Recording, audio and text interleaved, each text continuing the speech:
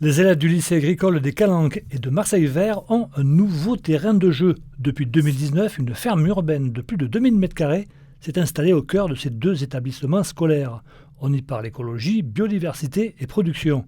Cette ferme agricole à milieu urbain serait-elle un laboratoire pour les villes du futur? Nous avons rencontré le créateur du projet. Cette ferme a plusieurs vocations. À la fois, c'est une ferme de production et vraiment en polyculture, c'est-à-dire que c'est à la fois fruits et légumes.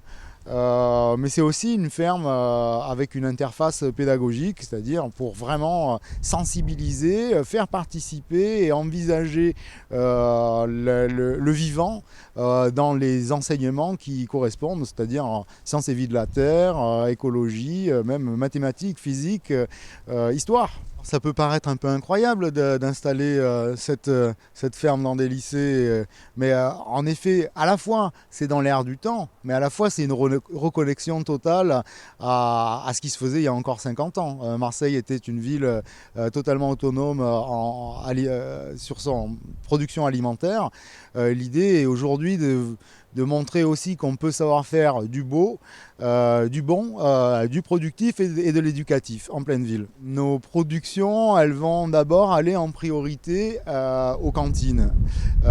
Mais pour autant, nous allons aussi vendre une petite partie de cette production sous un système que nous n'avons pas encore figé, mais qui sera du type AMAP.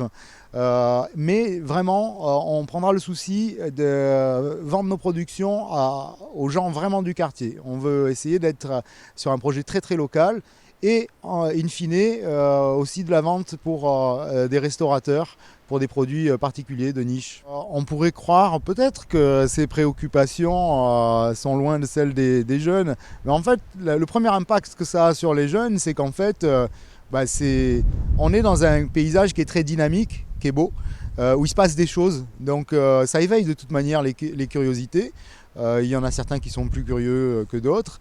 Et l'idée, c'est vraiment d'élargir la vision qu'on peut avoir à la fois de l'agriculture, mais aussi de la manière dont on aménage les villes, et aussi de relier ça aux enseignements classiques. Et on peut considérer que c'est à la fois le présent, le futur, les enjeux, mais c'est aussi, si on peut dire, le passé, ce qui s'est fait. Donc c'est un peu la réunion de ces trois temps, et qu'effectivement, je pense que la plupart, à la fois des élus, des aménageurs de la ville, architectes, urbanistes, paysagistes, se posent la question de comment effectivement on aménage mieux la ville. Et c'est une des solutions.